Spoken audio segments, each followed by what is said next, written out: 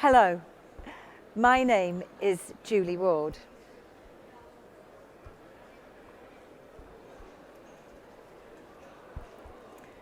I'm a member of the European Parliament for the North West of England, and I'm a champion for the rights of people with disabilities.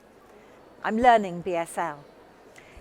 In the European Parliament, I sit in the committee dealing with culture, education, citizenship and youth policies.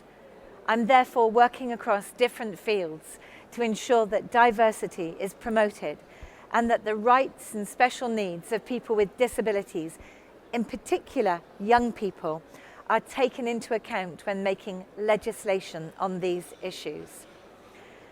I'm very excited about the Diversity and Disability Day, organised by the Cumbria and Lancashire Network for Collaborative Outreach, and with the participation of 4 higher education institutions in my constituency, and also with the involvement of the Duke's Theatre. I believe that awareness raising, information sharing and peer learning is key to promoting equal opportunities in education. The European Union has delivered progress for disabled Europeans. Our European membership saw a shift in emphasis in disability policy, away from charity and welfare towards equality and social justice.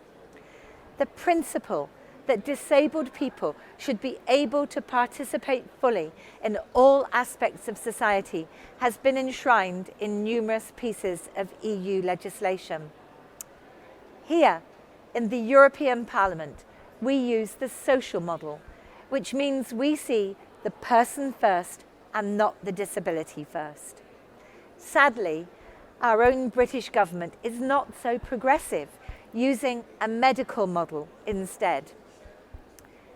Europe's non-discrimination law for people with disabilities is one of a string of EU actions that have brought tangible benefits for those who live with a disability in European member states, including the UK. Europe now has access requirements for lifts in public buildings, the web, and all major transport modes. A European-wide General Accessibility Act that could further transform the lives of millions of people has also been proposed. Last year, 87,000 British disabled people were helped towards employment by European social funding, and a legal exemption to allow public authorities to directly contract to social enterprises has helped disabled people create jobs for themselves. International copyright rules have been established that allow blind people to benefit from talking books and newspapers. The EU made sure non-discrimination employment rights were extended to small businesses, overcame resistance to recognising sign language as an official sign language, and we continue to protect the independence of the Equalities and Human Rights Commission. And myself, even though this video is not signed or audio described, I'm making my information video on the Parliament's website wall, signed and audio described. Those are only a few examples of how the issue of the rights of persons with disabilities is taken seriously at European level.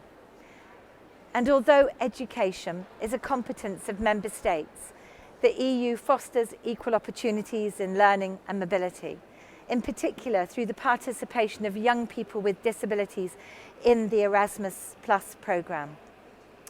But more still needs to be done, so that the mobility of young people with disabilities will become the norm, not the exception. I'm also a promoter of informal learning and intercultural learning.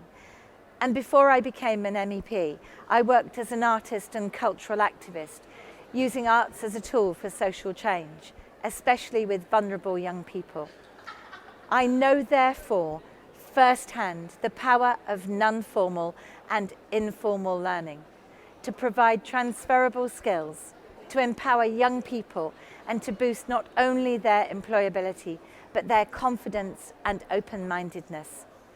So I'm really glad to see the range of different organisations that are collaborating for Disability and Diversity Day.